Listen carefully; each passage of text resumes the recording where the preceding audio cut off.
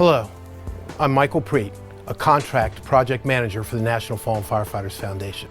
Welcome to the Firefighter After Action Review, a podcast series discussing line of duty death incidents to honor those heroes who gave their all.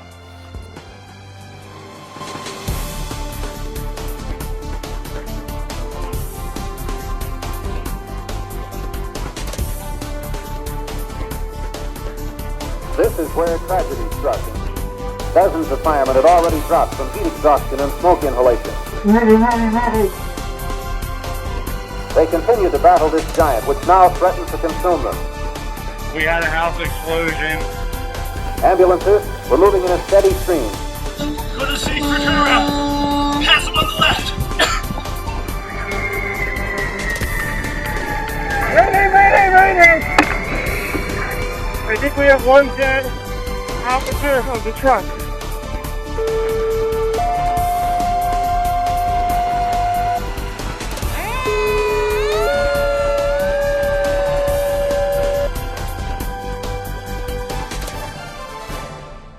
This special series of the Firefighter After Action Review is dedicated to the two brave Los Angeles County wildland firefighters, Arthur Ruska and Christopher Herman, who made the ultimate sacrifice while battling the Glen fire in Altadena, California on August the 20th, 1993.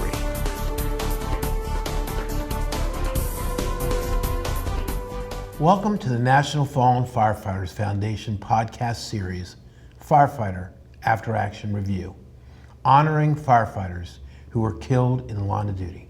With me is my co-host, Tom Harbor, a retired fire chief for the U.S. Forest Service. On behalf of our Director of Fire Service Programs, Danny Kistner, Board Chair Troy Markle, and Executive Director Victor Stagnero, we would like to thank you for joining us. Thank you, Mike, and welcome to our viewers. We are here today to honor two fallen heroes, firefighter Arthur Ruska and firefighter Christopher Herman. These gentlemen lost their lives while battling a fire in the foothills, wildlands, just off Glen Lane in Altadena, southern Los Angeles County, on August 20th, 1993. Through these tragic losses that we evolve as a fire service, and by keeping these memories alive, it is our goal to keep lessons learned from these fallen heroes alive as well. We are honored to have with us today Assistant Chief Gaylor in charge of Air and Wildland Division and United States Forest Service Angeles National Forest Fire Chief Robert Garcia. Thank you, gentlemen, for joining us. We appreciate you inviting us to Camp 2. We know it's a very active place, lots going on with training, personnel movement, apparatus movement, and all. And we know that your time is valuable, so we appreciate you taking the time. Chief Gaylor, I want to start with you if I can. Could you give us a brief history of Los Angeles County Fire Department and just a little bit of background about, where the department is today? Sure. Yeah, and I'd like to start just by thanking Mike, Tom, and the National Fallen Firefighter Foundation on behalf of the Fire Chief Anthony Maroney to come out here and take a look at the Glen Allen fire, because it happened over 30 years ago, and honoring Art and Chris, I mean, this is probably the highest thing we can do to continue to honor them. And we always talk about never forget. Yeah. And to be able to bring it out on this platform in a podcast in a different light and look at it, yeah. It's a huge honor for us. So I'm very appreciative that you reached out to us and we were able to accommodate. And what you see around happening at camp today is the life that Art and Chris, that's the lives they live, right? This is, we're at ground zero for Camp Crew 2-2 and getting able to see what that lifestyle is like, and it hasn't changed much as far as the daily activities around here. So just for you guys to get to see it and appreciate it is great. But yeah, so our organization, we're a little over 100 years old. We were established in 1923. And at that time, it was multiple districts within Los Angeles County that had various responsibilities. And then over time, it morphed into a consolidated fire protection district known as the County of Los Angeles Fire Department. And that happened in 1949. And then to what you see today is a single consolidated fire protection district with 177 fire stations spread out amongst 22 battalions. We serve a population of over 4 million residents of Los Angeles County Fire Protection in the most populous county in the country of Los Angeles County at over 10.2 million residents. So, and just to give you an idea of what the County Los Angeles Fire Department's responsibility is, from the highest peak of Mount San Antonio, just over 10,000 feet, we have 72 miles of coastline. Catalina Island is 22 miles off the coast. They have over 1 million visitors a year out there. Within the footprint of the 4,000 or 4,300 square miles of Los Angeles County is Chief Garcia's responsibility of his 700,000 acre national forest. So there's a lot of complexity to Los Angeles County, and there's a lot of cooperation between our organizations. But yeah, and it's just, it's amazing. Last year we ran over 455,000 emergency incidents. So it's a very active place with a very, I would say one of the most complex mission sets in an organization. So, wow, yeah. Chief, wonderful. Well, thank you for that. Chief Garcia, you work hand in glove with LA County, and you heard Chief Gaylor refer to that. And I was wondering how you could maybe describe your interaction with LA County and the other jurisdictions, because I'm sure it's not just LA County that you interact with. Sure, yeah, and thanks again for the opportunity to share a little bit of the history and our relationship as organizations and how it's evolved through the Wildland Fire Service. I think there's a lot of influence that comes from this area, and we'll talk about the dynamics there. But our interactions as organizations, it's a really long, rich history of wildland fire development. We have a formal relationship that's kind of transcended decades in terms of local cooperation, local agreements, but it's a lot deeper than that and a lot richer than that in terms of history. We have a lot of collaboration well before there's an incident that occurs. We're collaborating in the air and wildland part of the organizations. We serve a lot of the same people in different ways through our unique missions, and those really come together in alignment. We have a really well-defined mutual threat zone where we respond resources cross boundaries automatically, day or night, aircraft, crews, dozers. The volume and the frequency of wildland incidents that occur from the desert side of their jurisdiction and our north national forest facing, desert facing, all the way up to the high country and then down across the more recent front country activity of Altadena and the foothill communities. It's pretty diverse, and so the tool sets have to be pretty diverse. We have fire activity essentially most of the year. We have unique elements like the Santa Ana event that brings us unique challenges. So we've been very adaptive in our organization on how we collaborate. And I would say that our relationship at all levels of the organization is very, very collaborative, very strong in terms of our company level officers training together, responding to non-wildland incidents up on our commuter routes that travel through the national forest, and then when we get to large extended attack incidents. Interesting. I'm sorry, Mike. Go, If I could just add to that too, and I think of the relationship between the Angeles National Forest and Los Angeles County Fire Department should be a national standard. It should be something that other organizations, whether it's local governments, how they operate with Forest Service and how the Forest Service operates with local governments, because we have really kind of erased that the congressional boundary, right, on how we operate. And a lot of our mindset and approach to it is, hey, you know what, let's do what's right for the community. Let's do what's right for the forest, what's right for LA County. And then afterwards, we can talk about what went right, what we liked, what we didn't like, and how we want to address it moving into the future. But we've really done a good job of really leaning into that, because anything that happens on the Angeles National Forest, whether it's deep in the forest outside of our initial action zone, has the potential to impact the population and the folks of Los Angeles County, which Chief Garcia and his team know that they are part of that community. So Absolutely. And for our viewers who have never been to California, I can tell you from experience, yesterday Tom and I hiked up to the memorial, and wow, I mean, the environments that you all are forced to engage are far beyond any realization. I don't know that I could have imagined, the environments that you all are forced to work with on a daily basis, and that to me is just amazing. That not only do you function well in that environment, but you put your lives on the line, and to protect the community, to protect the land, to protect the citizens, which to me is just, it's just incredible. It's incredible to see. So, just some amazing stuff. Let's take a look at our visit to the memorial site, high in the mountains above Altadena, California.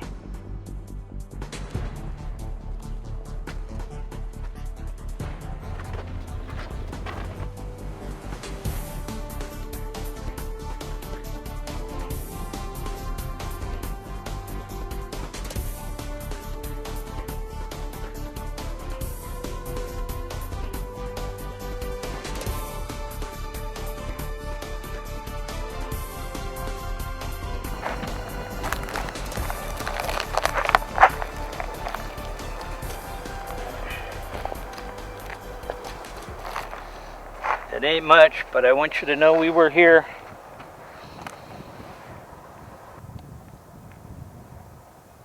Thanks for coming with me here today. What an honor to be able to come up here and see this. Just an absolute honor. Yeah, thanks for being here. Yeah, I'm humbled. I truly am. Thank you. These are really meaningful places for us in the wildland world, and if you look down there, you'll see the two crosses. That's where we found the folks that did the extractions. That's where the two bodies. You can see how difficult terrain is, and you can see how when Gabe and Roy talk about the difficulty they had once they got off the side of the trail here, how hard it was to get back up. We think Gabe was even higher, just below the trail here, and yet he talks about the horrible time he had as he saw fire coming up behind him, and he was doing all he could to get up to the safety of the... He was having trouble getting footing, I understand. It was terrible. So Wow. I'll tell you that in a career, these kinds of events sharpen your focus on why we do what we do with the National Fallen Firefighters Foundation. We have a horrible problem in wildland. We've not been able to reduce the fundamental fatality rate for wildland firefighters over the last several years because we work in country like this, because we face threats with the homes and the topography and the fuel. This old man does what he does. We do what we do at the foundation, so that those crosses and this cross are meaningful to families, the families of the firefighters that do this work all over the nation. An old man and his memories. As I stand in front of a memorial like this, these are my brothers that have died, and these places are sacred. Doesn't look much like a sacred spot, but it is.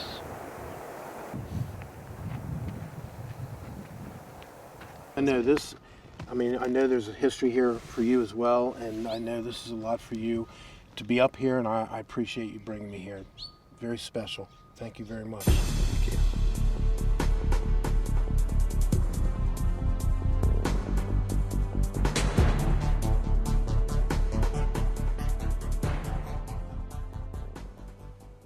To our viewers, when you're watching this and you're thinking, well, why, as structural firefighters, as industrial firefighters, city firefighters, why do we care about this? I think the answer is pretty obvious, right?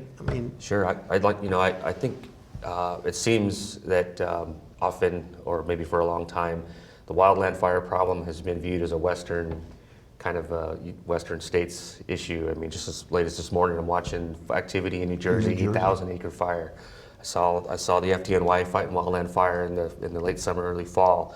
And so as our wildland fire environment changes nationally, the scale and the scope and the severity engages everybody, cross jurisdictions. Chief Gaylor talked about the cross boundary.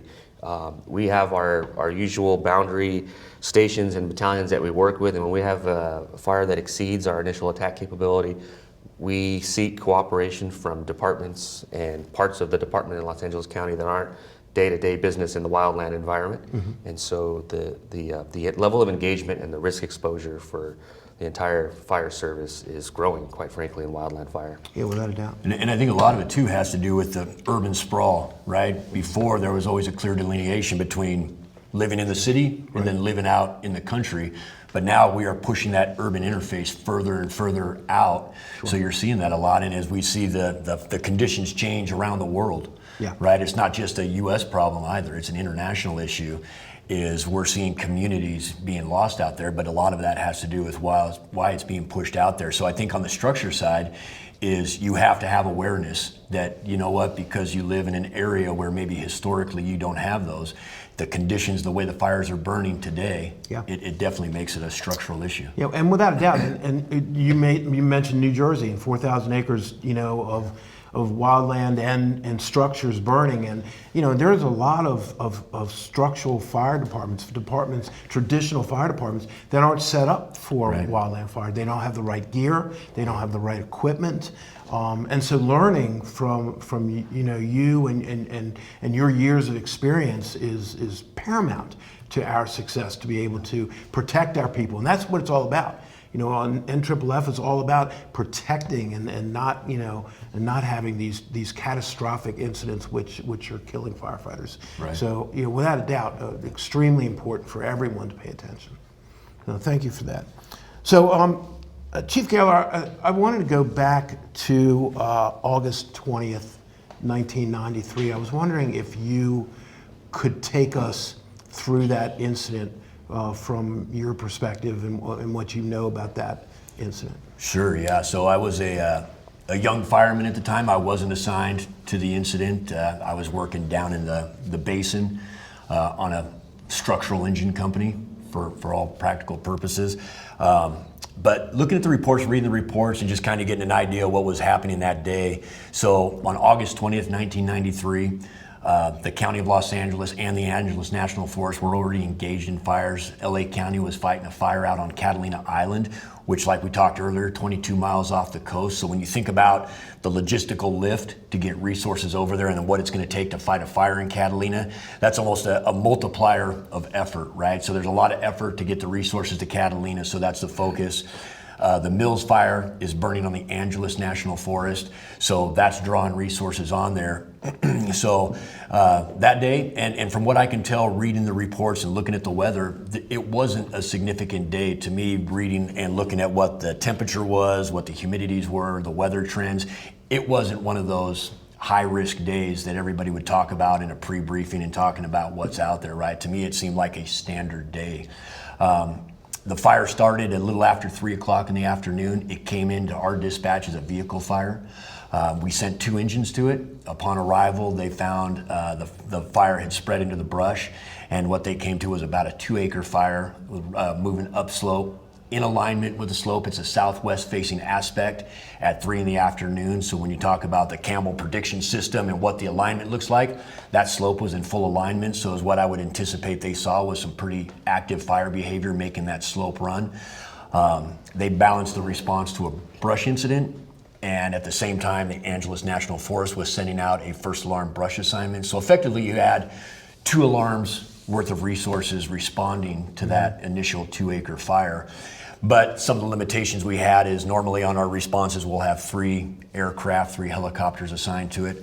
2 of them were already over in Catalina fighting fire, so actually we had 1 aircraft assigned to it at the time. So obviously seeing a little bit of the resource draw on it, but it wasn't anything significant, especially for a 2-acre fire. Chief Garcia, why don't you take us through what you can remember or recall or what you've read about that initial response, which started out as a vehicle fire on Glen Lane. Sure. Yeah. So I grew up locally, and so also a young man at that time, and it was one of my first, most vivid, experiences in terms of a catastrophic fire and how it affects firefighters and people. And as a student of fire, studying large-scale incidents, you think about the big blow-up, you think about the things I was studying at the time, right? Historical, significant fires that changed the way we do business. And so being early in my career, a very kind of formative phase of my career, being local, there's Glen and so I really that honed me into things that hit close to home, and so I had been just starting out my career, being part of the Arroyo Seco Ranger District and our local youth program, and so thinking about fuels, weather, and topography. You touched on some of the dynamics here. Fire has unique challenges everywhere in the country. I think having spent years traveling fighting fire, a place like Glen Allen brings some of the dynamics in intensity. The terrain. You saw some of the terrain yesterday, wow. Right? The proximity to life and property and high values at risk to protect. Mm-hmm. The weather dynamic, although not a high risk fire day, just the environment here locally with the terrain and the San Gabriel Mountains just brings a lot of intensity to all those factors of fuels, weather, and topography.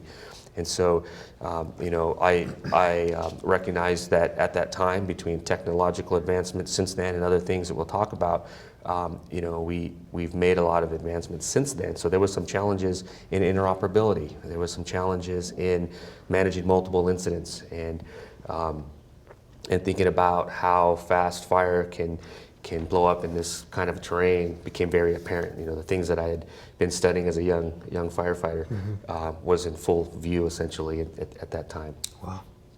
And Tom, you were actually on the job at the time, listening to your scanner.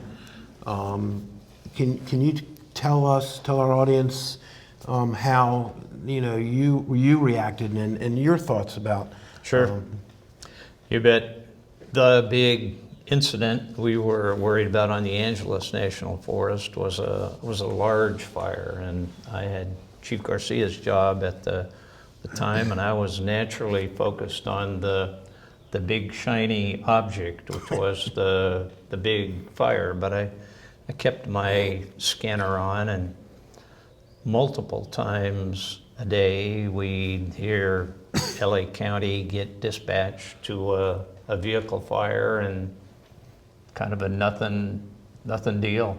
The firefighters from LA County would make quick work of these small incidents. Wasn't even really too worried about some exposure in the brush. I knew that area of Altadena, and there's a lot of roadside vegetation, but there's also good firefighters from LA County, and there's hydrants and water, and so, well, I heard the dispatch and noted that it was close to our mutual threat zone.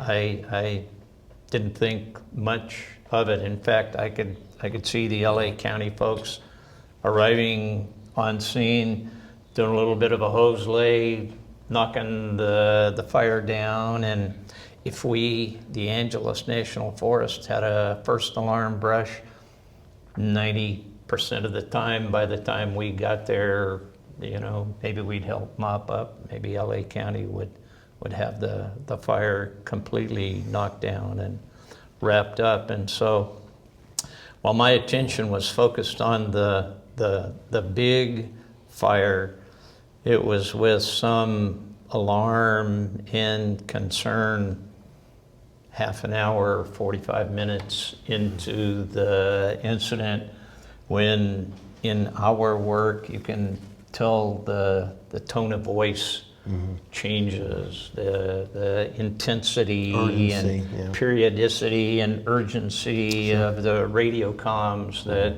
I could hear were different. And when you talk about the big fire, you're talking about the Catalina. The Mills fire The for, Mills fire, for us. LA County had some fires, and this is a very common occurrence Right. here in this area, to where you have significant incidents, multiple significant incidents going at the same time. It's kind of business as normal. So the point really is that for this report of a vehicle fire followed up by into the brush with a brush alarm really was nothing to be concerned about until that time, half an hour, 45 minutes, an hour into the incident, when, as I said, for those of us in the business, you hear the difference in the voice, you hear the difference in the tempo. calm, in the tempo, and the urgency of things. And all of a sudden it attracted my attention, and you know, in summary, in my mind, as I've thought about it over the last 32 years, it went from a run-of-the-mill, nothing, no special incident, and within minutes, 2 firefighters were dead, 2 firefighters were burned critically, and everybody who was on scene that day was scarred, has taken the events of that day home with them. Right. Since that time. So we activated a joint investigative team. I was working with Chief P. Michael Freeman's designated point of contact for me, which was the Chief Bill Gleason, the Chief Deputy of LA County Fire Department. We activated the team and decided, just as Chief Garcia and Chief Gaylor said here, we activated a team and said, we're going to do this together. We have process and procedures which tend to want to isolate things to make single agency jurisdiction investigations or reviews easier to do, and we said, no, we've been in this together, we're going to do it together. So we formed an investigative team, and we're here 32 years after the incident to talk about the notable things that we learned because of what I thought initially was just going to be a nothing fire that I wouldn't remember 24 hours after that. And I think part of that speaks a little bit to the complexity of the environment, right? So we're in Catalina fighting a fire.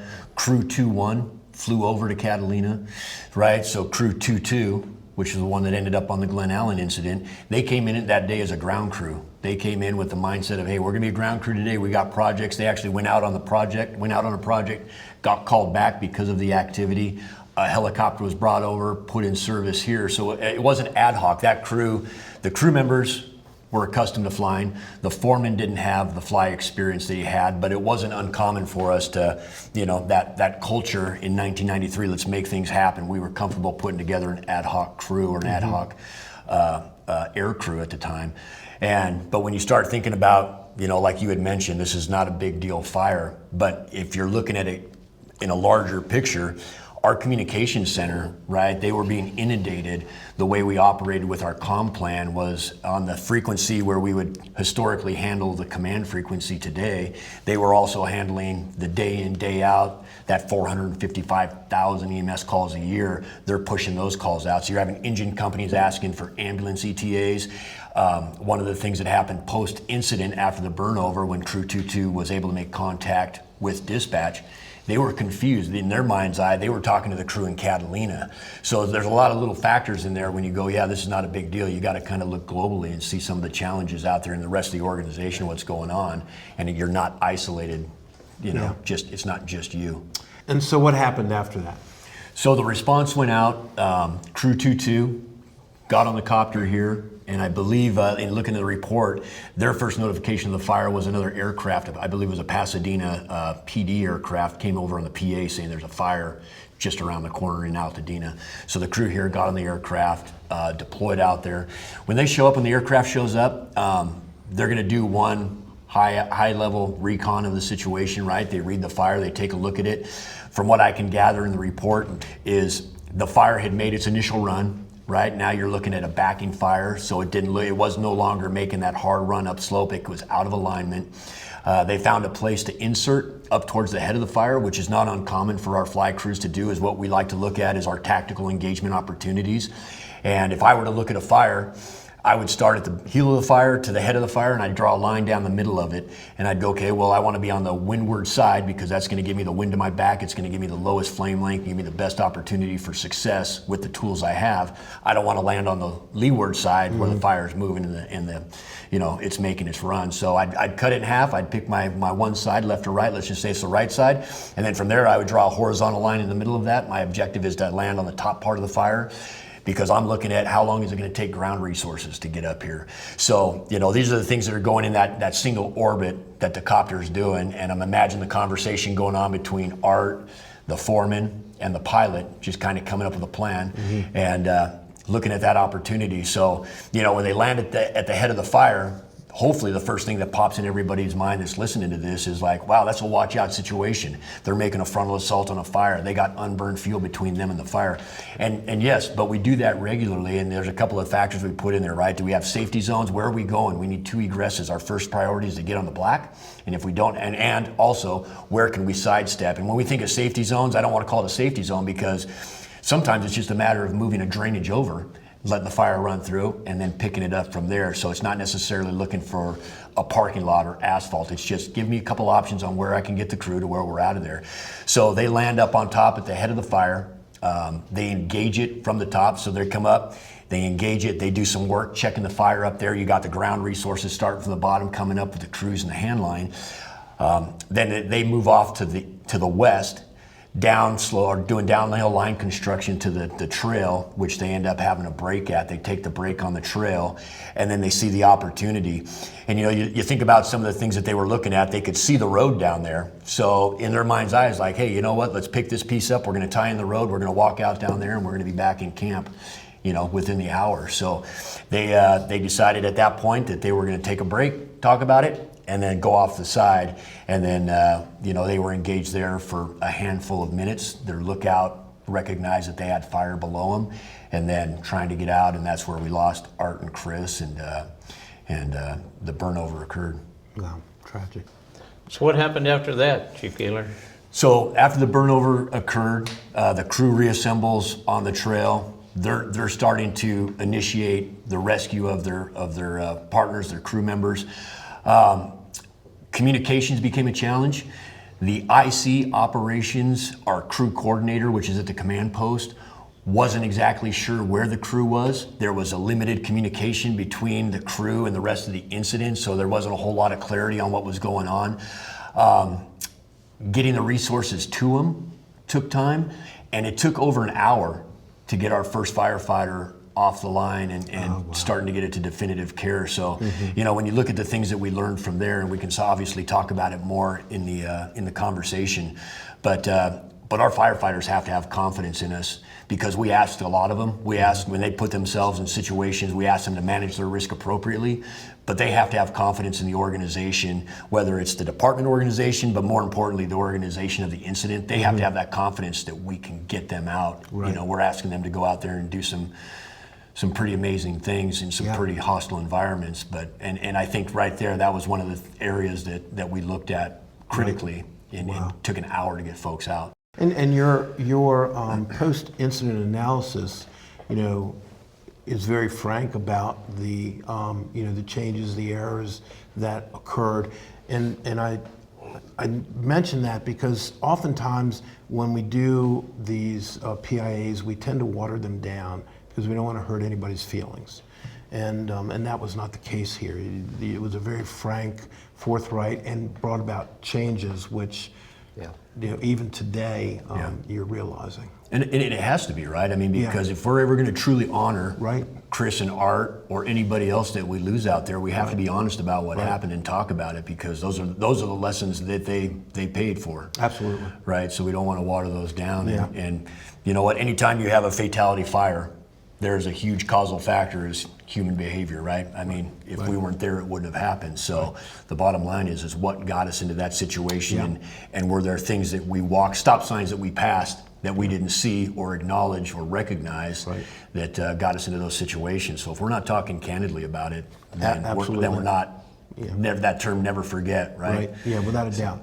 One of the reasons firefighters today ought to keep listening to this podcast and asking themselves questions is that both of you have talked about the difficulties of working in this environment because of the volume and technical nature of the incidents.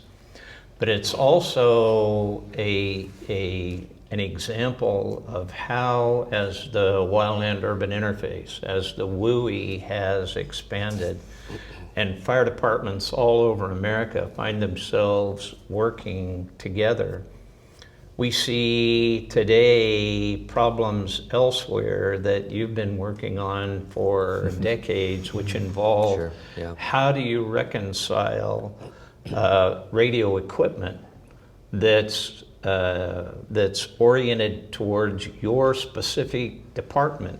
Your two departments operate on different frequencies. Literally, and it was, again, not notable, Mike, that just about every incident we were working, we had to be cognizant of and conscious about how we kept the firefighters involved and engaged, because the dispatch centers were busy, the frequencies were a challenge.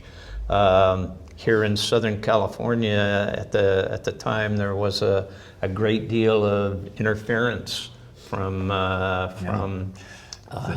Mexico, and so these issues associated with just thinking about how do you communicate is extraordinary. And maybe Chief Gaylor and Chief Garcia, you could talk about what do you do today to make sure that the firefighters that are on the ground from two different agencies have a sense about leaders' intent, commanders' expression, and instead of bifurcating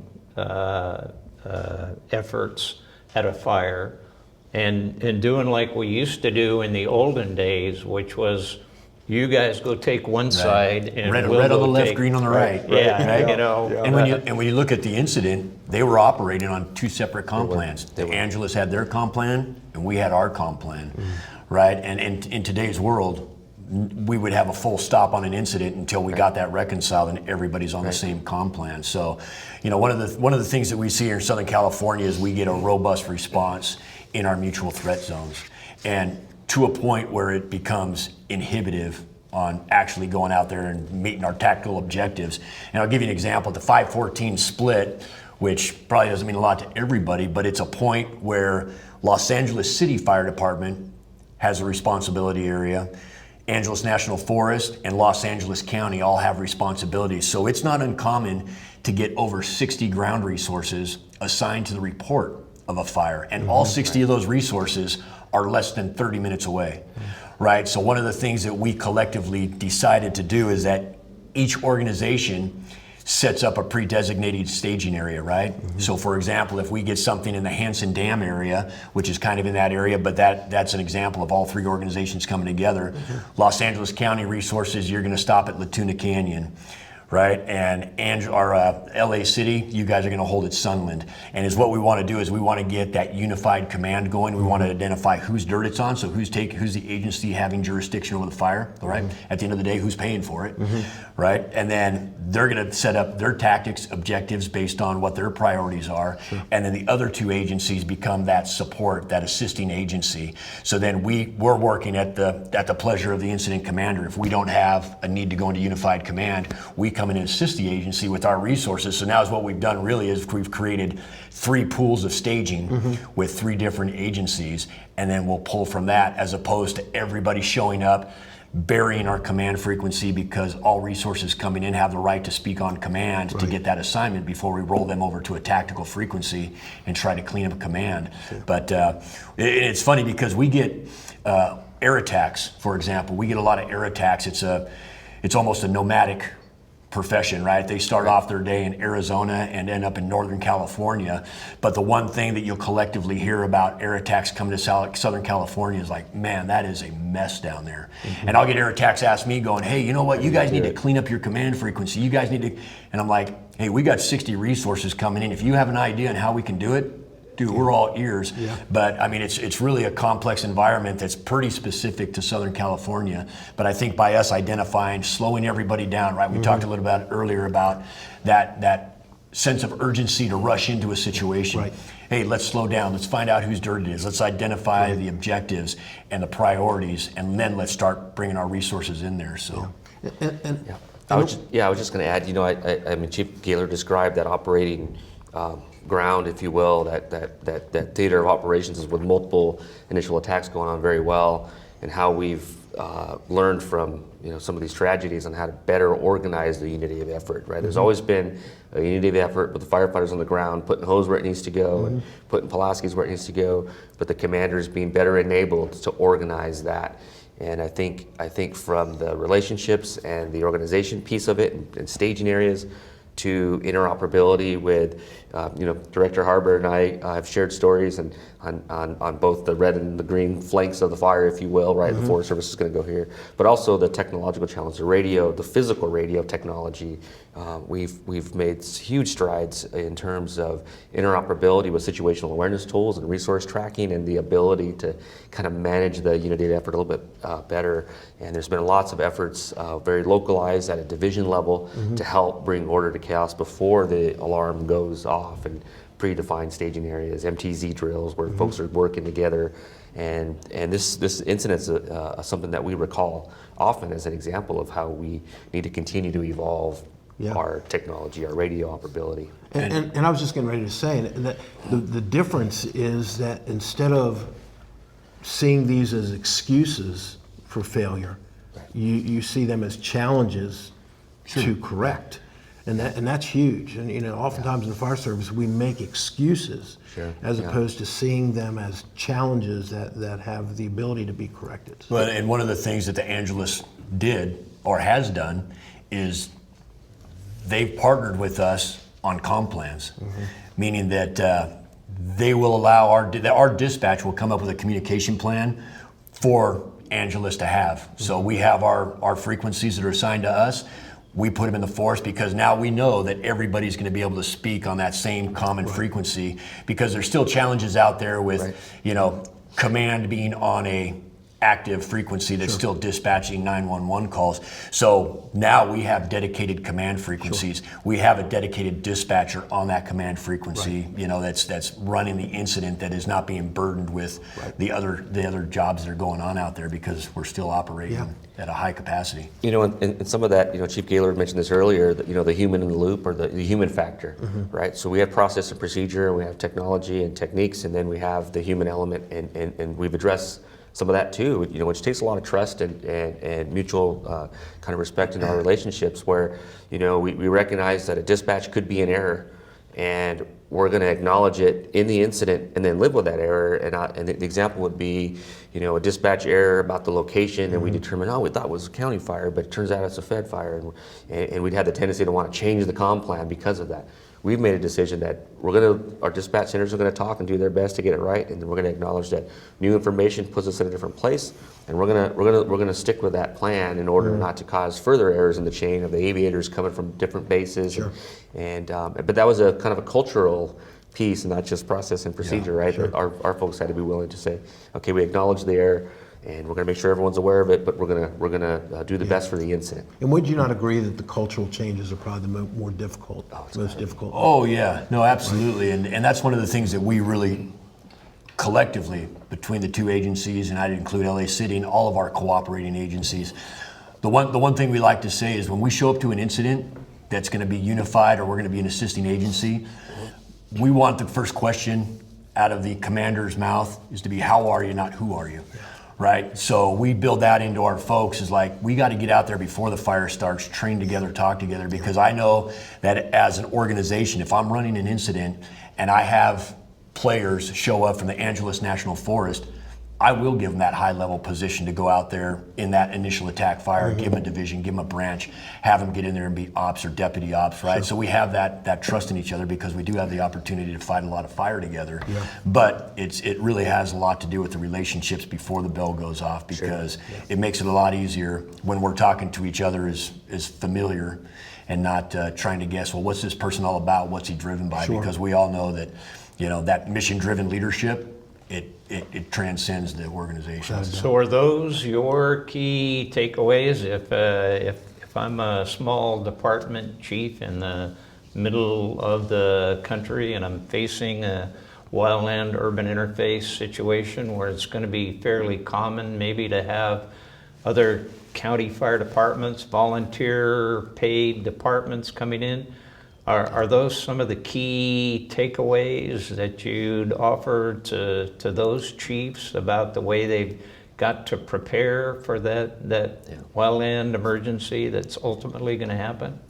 Yeah, I think somebody's and multiple somebodies really need to be the convener, and don't let the potential emergency be what convenes folks to come together, right? Be proactive in the relationships, even in the low frequency events where do we have interoperability, and if not, acknowledge it and identify how you're going to work through that. Do our commanders on the ground have clear leaders' intent and are aligned with that intent about the relationships and the trust factors and how to build ICS across jurisdictions? So there's I think a tendency to kind of focus on the technical things and the acquisitions of things, but the relationship piece is so key to all that. There's always going to be gaps to fill and shortfalls, and so that would be my takeaway, is to really, how are we as leaders tending to the relationships, even when they're good, is to don't take them for granted, and what made them good and how do you keep them that way is, we have turnover in our organizations, we have succession gaps, we have new up-and-comers, so to really keep reinvesting in that relationship, because that's the key piece. And you have to plan for that. You have to plan for that big event. You can't be, one of those departments that say, well, we're small, it's never going to happen here. That's, that's naive, frankly, because there is no barrier to where bad things happen. And you need to exploit the strengths of each organization and figure out how you're going to build that into your incident, and make sure that everybody's aware of, hey, you know what, their strong suit is this, so you know what, I'm going to lean on you when it comes to an incident like this, or a situation where I need your expertise. Without a doubt. I think there's probably so many takeaways from a tragedy like this, from how we collectively manage the incident within the incident, the IWI, right? How we interact with our partners when those things occur, and it kind of goes back to who's in the position to leverage the strengths on the incident. And so there's definitely lots of takeaways from an event like that, and the fact that a semi-docile routine incident can turn in a second, and are we building that into our collective efforts for managing incidents, right? We're building out our ICS in a way that has some resilience to deal with some of these things that could occur, even if it's not likely because of the nature of the event. And you hate to use the word complacency, but unfortunately, it does happen. The more these routine events that we run, the more we feel like we've done this before, There's not a lot to deal with, but yet we have to be on our A game regardless of the size of the event, the type of the event. Yeah. And in the in the wildland arena, and Chief Gaylor touched on this earlier, it wasn't particularly a high risk day, Right. so it becomes even more routine. Right. Director Harbour talked about the frequency of initial Yeah. attack in any given day. Well, once summer conditions occur, we had lots of initial attacks. We're over 98% successful at those initial attacks, so they tend to become routine, and that's the caution, right? Yeah, absolutely, and that's the message. Also, there is no routine event. Right. Never a routine event. So I was in Chief Garcia's position at the time, and communications on the Angeles National Forest frequencies were fairly clear. We were both busy, both LA County and the Angeles was busy. But as a chief officer dedicated to the care of your people, I get not only a heads up because of the tonality and urgency of what I could pick up from LA County, but I really wasn't even sure whether I was hearing something going on at Catalina. There was another incident I think LA County was working, and quickly our Angeles National Forest folks who were down at the bottom and who did not have a clear view of what was going on the horse trail up there. Yeah. Couldn't even see from that street level. There's no way to even see that horse trail. Yeah, and so as a chief officer or a firefighter, you hear there's a problem, and right away you're thinking, well, what kind of problem? A more typical problem would be to have somebody working up those slopes that had lost their footing and fallen and broken an ankle or rolled onto a saw or a Pulaski or something and cut themselves. And so you're beginning to try to elevate your awareness of what's happening. And within a few minutes, it was obvious we'd had a burnover. And then your awareness goes up one more level. It quickly becomes apparent to me, my personal situation, that the attention I was focused on for the large fire, the Mills fire, was proceeding. I could devote my attention elsewhere, and so my deputy and I began to try to understand what was happening, where it was happening, and how we could help, because the other complexity now we had was who was hurt. The Angeles National Forest at the time had very limited BLS, ALS capability, and so were we going to need paramedics, were we going to need EMTs, were we going to need a Stokes, were we going to need a hoist? What were we going to do? And quickly it became apparent within minutes, mostly I think based on radio transmissions that Roy was making and that the folks locally could hear and understand, that there had been at least one fatality, at least one very significant injury. Paramedics and extraction were needed. And when you see, as you did yesterday, Mike, and as these two chiefs know, the country's very challenging. When you get off the trails and the ridge lines and you're trying to move anybody anywhere, right, it's just extraordinarily tough. Yeah. And when you stand there at the memorial, on the horse trail, those two white crosses give you a sense of where those friends of ours, those firefighters, those folks were laying. And as we stood there yesterday, it was obvious. We spoke at the site yesterday. How in the world are you going to get those folks out of there? How in the world, as you asked me, Mike, and as I told you from working in this area, Chief Gaylor and Chief Garcia know, once you commit off the side in that decomposed granite, it's real easy to go downhill too quick. It's very hard to get back That's a uphill. one-way trip. Yeah, I mean, that was even true on the horse trail. That decomposed granite is like sand. It's worse than sand, and it gives way very quickly because you're looking at slopes of 80, 90, 100 feet with a trail that's, maybe 20 inches wide, and every footing is another slip. It's crazy. And some of that minimal vegetation is the only thing holding it there, and that burns off, and there's nothing left. Yeah. So you're trying to deal with the fire. Yeah. You're trying to deal with the injuries. You're trying to extricate and get people that face an option of staying alive off the hill to maintain their vitality.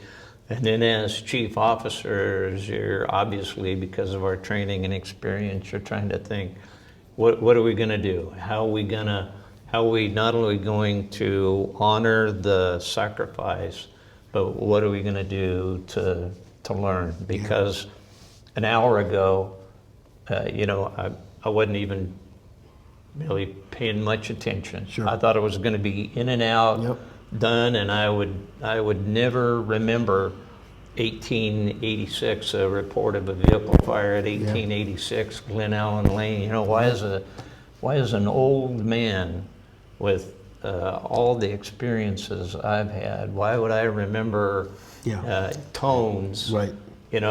Respond to a vehicle fire, 1886, Glen Lane.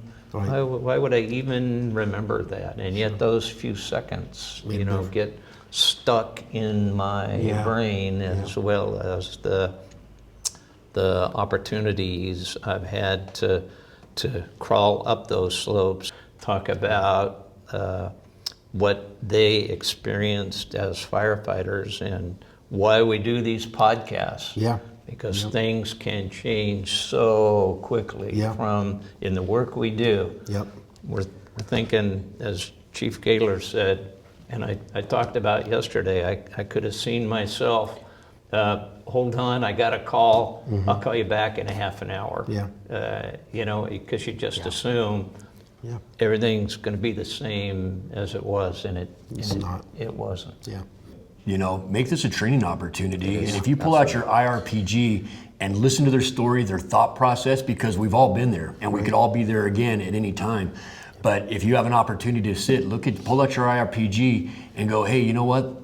That was a watch out situation that they didn't recognize. Hey, you know what? They didn't have communication with their adjoining forces. They were they were constructing downhill line with fire below, right? All those things, and then just look at where the gaps were in their, and that's honoring Art and Chris, right? And being critical on what we did. We do face a similar culture as firefighters with some differences. I was touched many years ago when a young captain came up to me as we had been talking about the IRPG, the Incident Response Pocket Guide, available from the National Wildfire Coordinating Group, NWCG.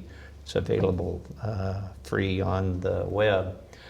But this young captain came up to me and asked if he could talk to me privately, and I said sure. And he was young, but he'd been many years in a structural department. And he said, I got to ask you a question. He said, how'd you get page 19? He didn't establish any contacts. And I'm thinking, what in the world are you talking about? This is some kind of blue shirt code that me as a green shirt, I don't get. What are you talking about? Page 19. It turns out he was talking about the IRPG and the cultural revolution he thought that this 2-page insert in the IRPG that's entitled How to Properly Refuse Risk, yeah. I believe is how it's entitled. And he was so intrigued because for this young captain in his department, if his chief officers told him Yeah. to do something, You. there was no question. page 19. Yeah. There was no opportunity to discuss. Yeah. And so I think in the context, both of you have mentioned, these wildland best practices, of which one is currently page 18 and 19. How do you respectfully engage in this discussion? If Chief Garcia has given me as an assignment and my crew, and I'm not really sure about it, do I, one, not question his authority or ability, and I just go off and do something? Two, I listen to him carefully, privately, know I've got real concerns, and ignore his order and unilaterally do something different?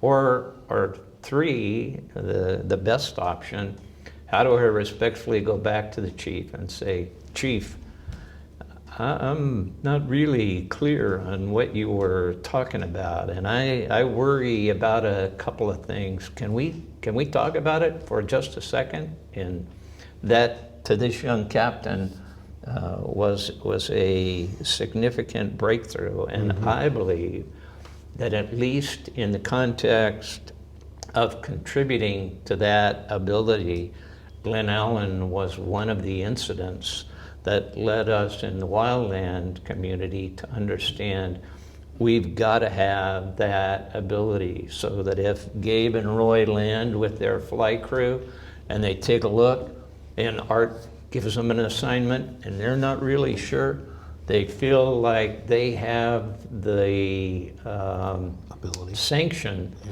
of Chief Gaylor and others, clear up to the head of the department, to for just a few moments say, hold on, I'm not really sure, let's talk about it. Yeah, and it comes down to leader's intent, right? That refusing risk is because as a leader at a command post or running operations, I don't have full situational awareness. So I'm relying on my folks out there on the line. Absolutely. Is like, hey, here's what I think I need you guys to do. Here's from my perspective.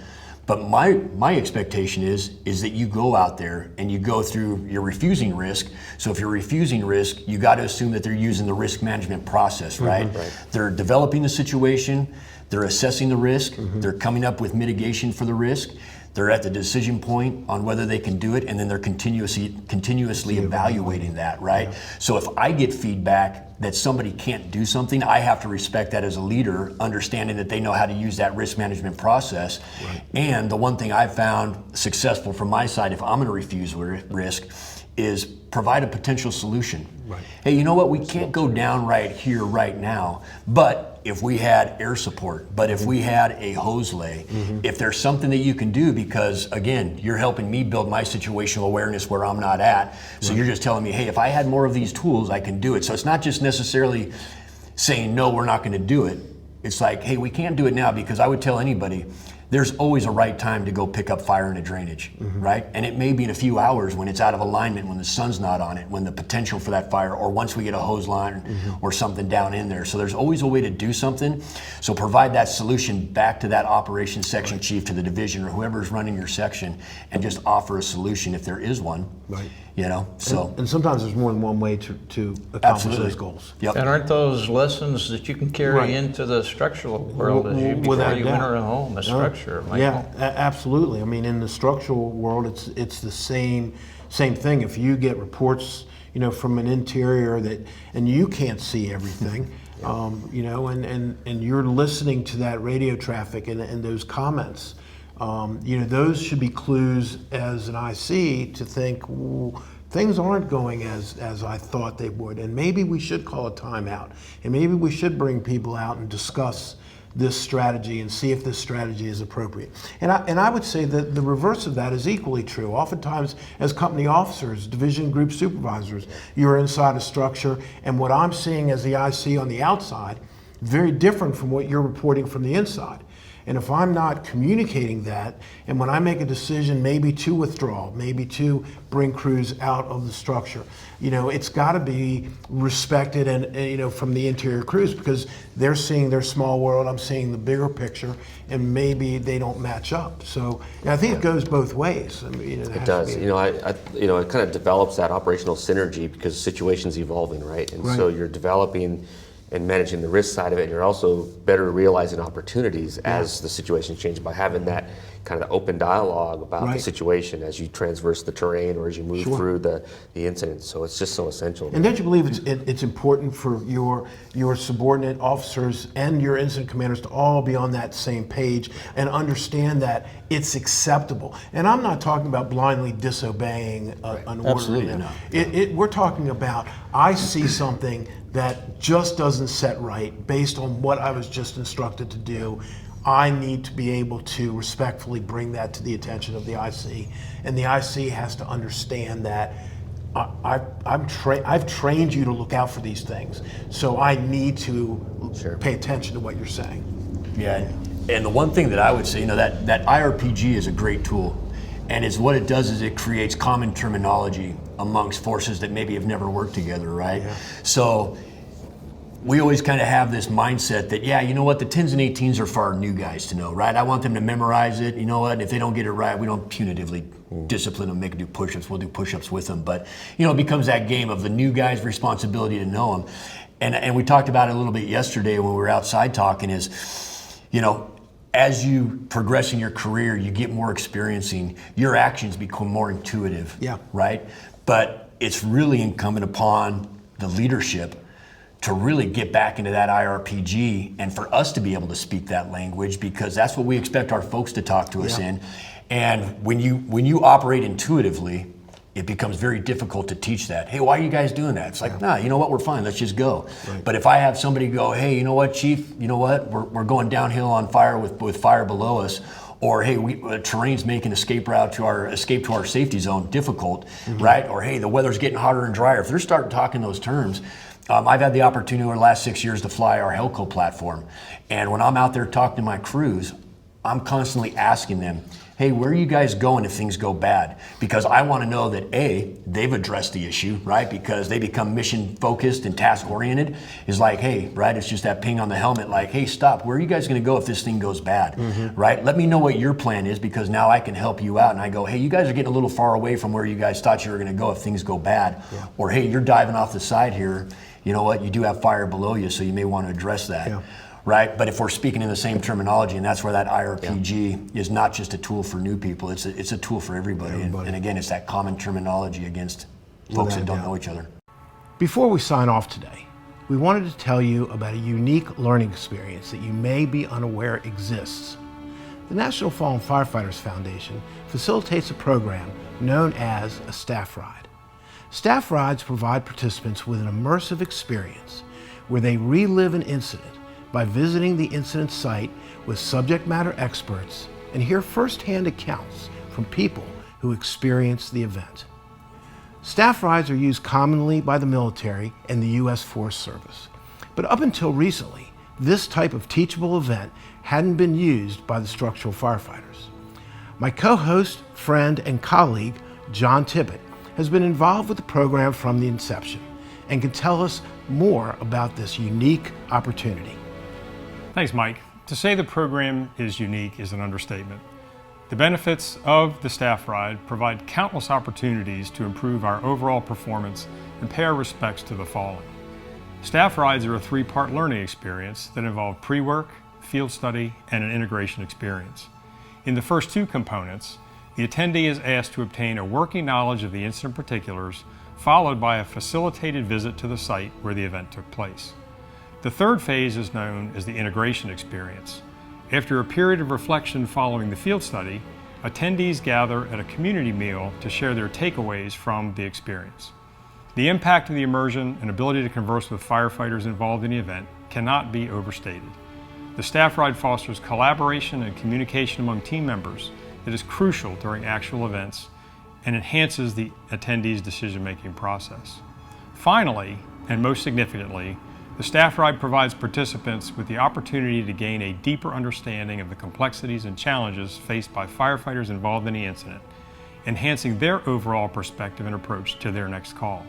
For more information about staff ride programs, please visit our website at firehero.org and search staff rides. And if you're interested in hosting a staff ride at your department, fill out the contact form found under the Read More link on the staff ride page, or contact the NFFF Director of Fire Programs, Danny Kistner, at dkistner@firehero.org. Please take advantage of this opportunity to learn from the past, save lives in the future, and most importantly, honor the fallen. Thank you for watching part 1 of this 3-part series detailing the August 20th, 1993 Glen Allen wildfire near Altadena, California, that tragically took the lives of 2 brave wildland firefighters. Be sure to join us for part 2, where we'll hear from 2 men that were on the fire ground that tragic day, so they can tell us about their experience and their 2 lost brothers. Please visit the National Fallen Firefighters Foundation website and social media for more episodes honoring those firefighters who lost their lives in service of others. I'm Michael Preet. Please be safe. This podcast is produced by the National Fallen Firefighters Foundation, with funding supplied by the Department of Homeland Security, Federal Emergency Management Agency assistance to the Firefighters Grant Program, and Cintas Fire Division. This has been a That's My Trumpet production.